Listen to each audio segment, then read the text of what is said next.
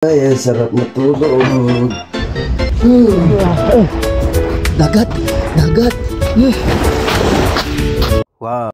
Ayan, nakapagdagat na ulit tayo dahil malapit lang sa amin ang dagat. Pero kahit maraming basura, maganda pa rin. Marami rin palang basura dito sa aming location. Kasi libliban na kami pero ang ganda pa rin ng dagat. Pero mga basurang iba dyan is pwede pang pakinabangan sa Pilipinas. Ang nakakaalam lang mga mahilig sa dagat dahil gagawing buya. Ayun, ang daming buya. Nagbibidyo-video pa ako dyan guys. Pero gahanap ako dyan ng mga kahoy-kahoy o gausoy. Tapos para gawing apoy or kalayo. Na-front pa natin. Ayan, ibak ulit natin. Ayan na nga, naghahanap tayo dyan ng ano. Ayan, ipakita natin ang mga kahoy. Ayan, tinapon-tapon ko na. At yun na nga, at tayo gagawa na ng apoy. Ayan, maghintay lang kayo guys. Ayan gamit natin ang lighter. Ang original.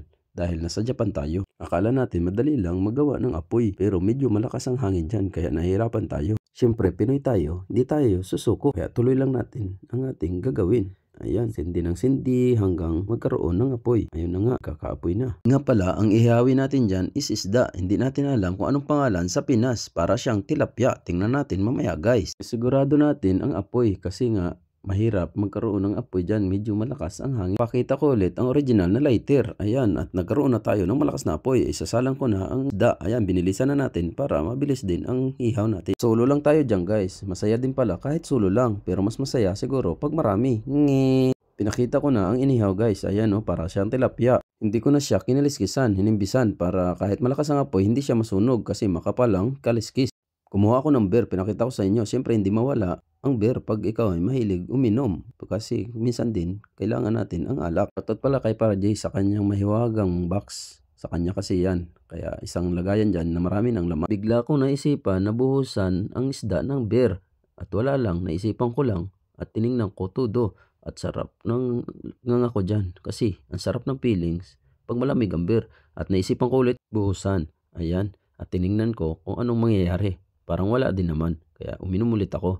Ayan, ang sarap ng muni-muni natin sa tabing dagat. At ito ang resulta ng ating inihaw. Ayan wow. Ang sarap tingnan. Wow, delicious. Wish you so. Ayan, dami na tayong sinabi. At yan, mayroon tayong kamatis at pipino. Ang pipino natin dyan is yung normal na lagi natin binibili dito sa Japan. Hindi gaya doon sa Pilipinas na lagi nating nakakain yung malalaki na pipino. Pero pareho din naman silang pipino. Kaubos na nga tayo ng 2 ingkan na malaki. Kaya itong resulta. Which naman to, okay lang magubad, diba? Sakitin lang natin to Tapo tayo, malamig kumainit. Let's go!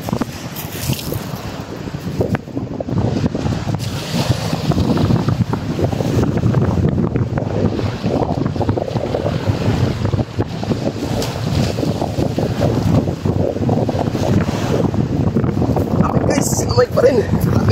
Bihis muna tayo. Uwi na tayo. Ayan, uwi na tayo guys. Yan again, bari guys, I'm out.